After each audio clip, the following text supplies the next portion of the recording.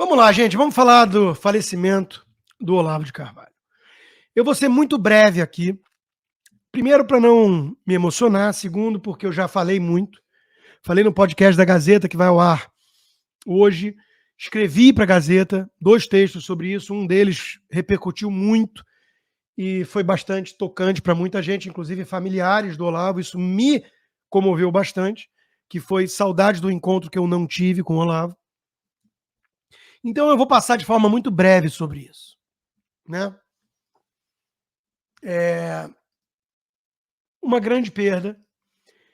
Eu tive várias questões com o Olavo e, acima de tudo, com o Olavete, que muitas vezes tem um comportamento tribal, sim. Você não podia fazer nenhuma crítica ao guru, que você era massacrado e vinha uma manada em cima de você. Então, existia uma ala com comportamento de seita, e eu denunciava muito isso. O Olavo ficava pé da vida com essa crítica, e hoje eu percebo que ele de fato criou alunos independentes, criou uma pequena multidão de pensadores independentes. Então, a acusação de que ele tinha uma seita, que ele era um Osho, é uma acusação que parece realmente injusta. Eu pegava, talvez, a exceção pela regra. Pegava uma parte barulhenta e tomava como todo. Mas o Queimos é maravilhoso, James. Muito obrigado. Muito obrigado, você acertou no vinho. Eu adoro o Queimos. Mas é um vinho carinho. Não dá para ser vinho de mesa, como a gente diz. Vinho do dia a dia não dá. Aí só se eu fosse ligado à quadrilha do PT, alguma coisa assim. Mas enfim, o Olavo, ele deixou o legado dele. Ele deixou o legado dele. Nós vemos pelos frutos. Paulo Briguet, Flávio Morgenstern, Flávio Gordon, Bernardo Kister. Eu não quero ficar citando aqui para não ser injusto com muitos que eu vou deixar de fora. Mas a influência, Leandro Ruschel, a influência que o Olavo exerceu em diversos desses nomes que hoje a gente vê que são pessoas corajosas, independentes e com bagagem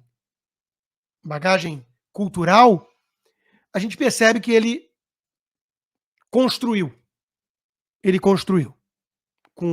Principalmente com o COF, com o curso de filosofia online dele. Que eu não fiz, nunca fiz. E não tenho dúvida que muitas aulas ali devem ter agregado muito valor.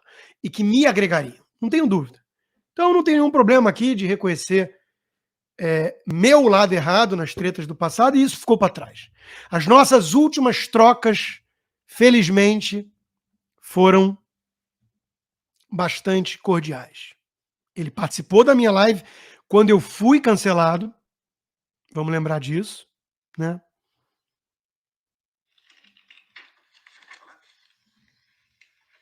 Alô, Rodrigo.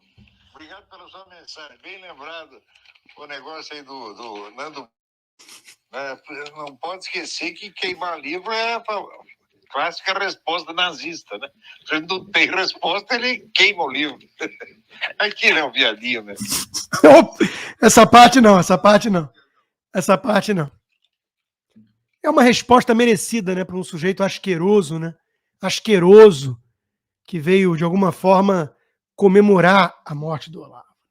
Então, o Olavo conseguiu mostrar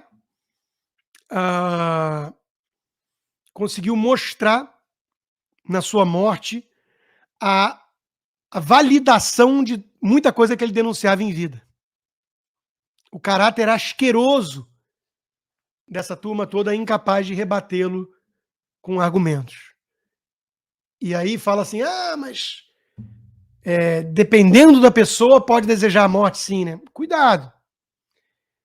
Olha o que o próprio Olavo escreveu sobre Lula. Vamos orar pelo Lula para consolá-lo da morte do neto? Claro que vamos. Esse tipo de sofrimento não faz parte da pena judicial que ele recebeu. Olavo era uma pessoa gentil.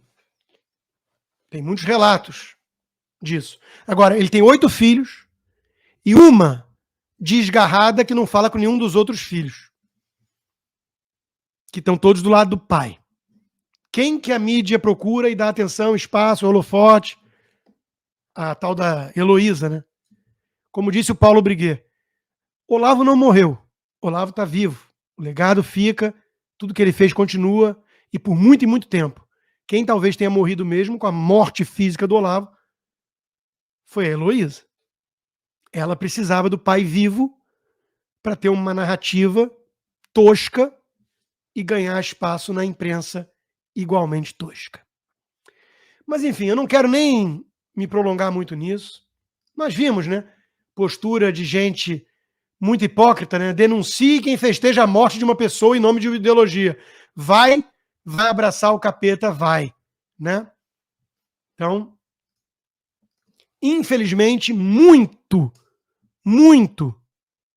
sujeito com esse tipo de perfil saiu da toca com a morte do Olavo. Mas ele é muito maior que isso. Ele é muito maior que isso. É curioso até ver que o PCO, né? PCO volta e meia surpreende a gente, né? PCO denunciou, usou a morte do Olavo para denunciar a censura nas redes sociais. Né? Lembrando que ele foi alguém perseguido e censurado, cancelado.